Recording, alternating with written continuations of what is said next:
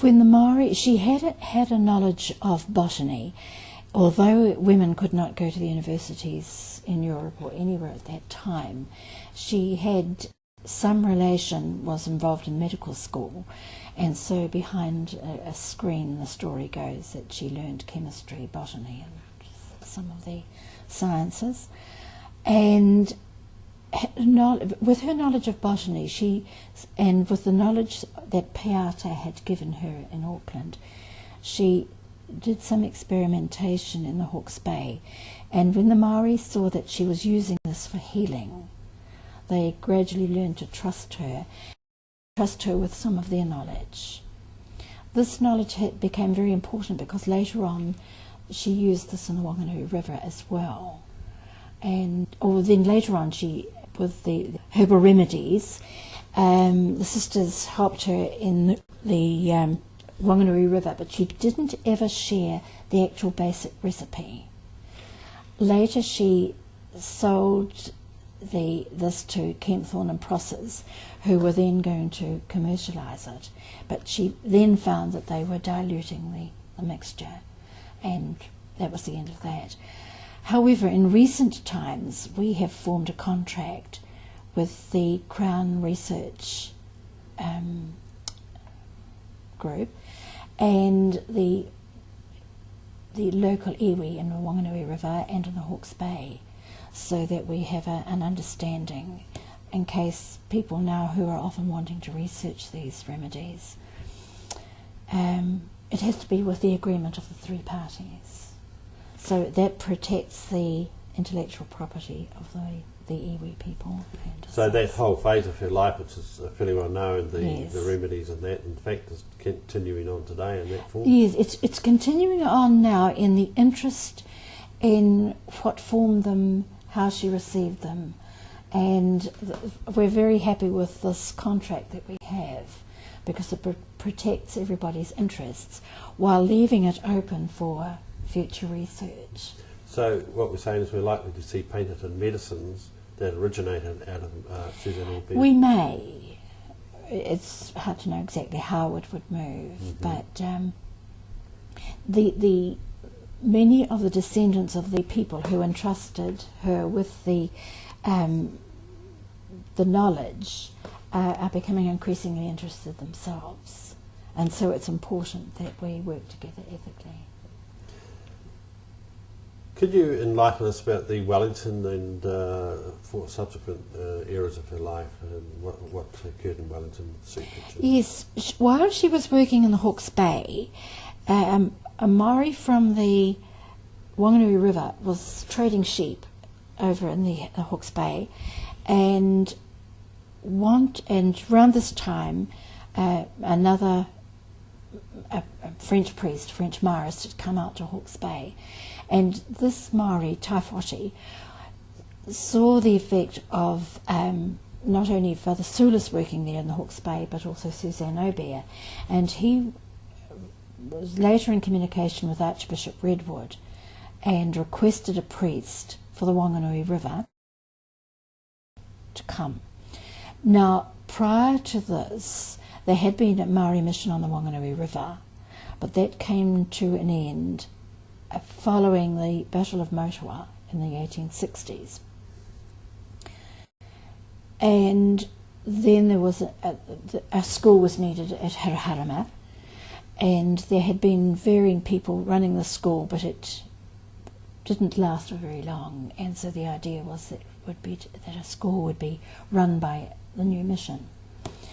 And Sisters of St. Joseph were to staff the school, and Suzanne was to come and help them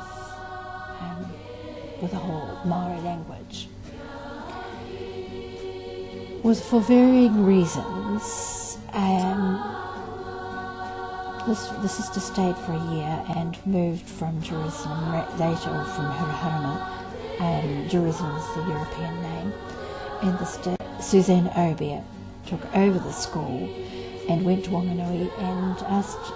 She was in the presbytery there, and there were several young women from local families, and said, who's going to come and join me? And what we call the ABC of the order, the 3 women that became Sister Anne, Bridget and Carmel, joined her over that next period.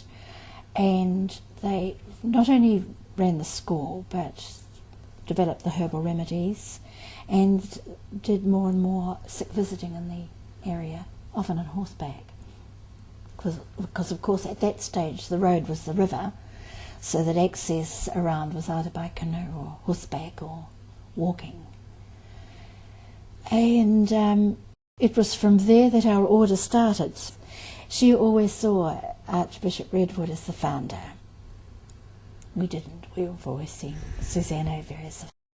But however, he was a very good friend to her, and I think he was really the instrument of God in leading her to start the congregation.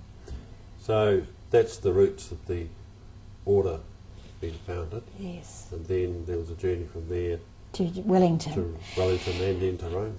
Yes, well, the Wellington, what happened also at Jerusalem, I keep calling it Jerusalem, well now more and more we're calling it Haraharama, is that people in Wanganui were sending small children and babies on the paddle steamer up to Haraharama for Suzanne Aubert and the sisters to look after.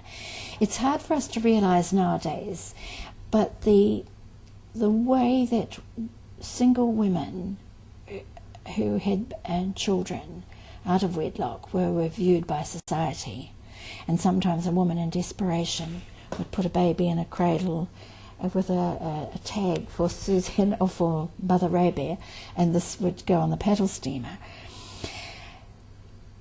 She also had, there were other families possibly very poor, unable to look after several children, and would send one to her to look after her. So almost despite herself, she formed an orphanage.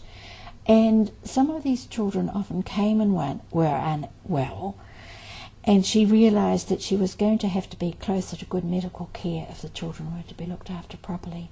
And that really was what started her coming to Wellington at the end of the century in 1899, to come to Wellington to get better care for the children.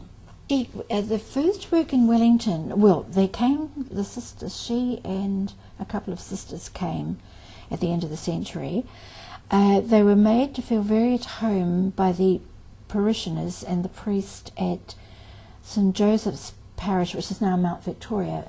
The church was then centred in Buckle Street. And so they settled in a cottage in that area and found the need for district nursing.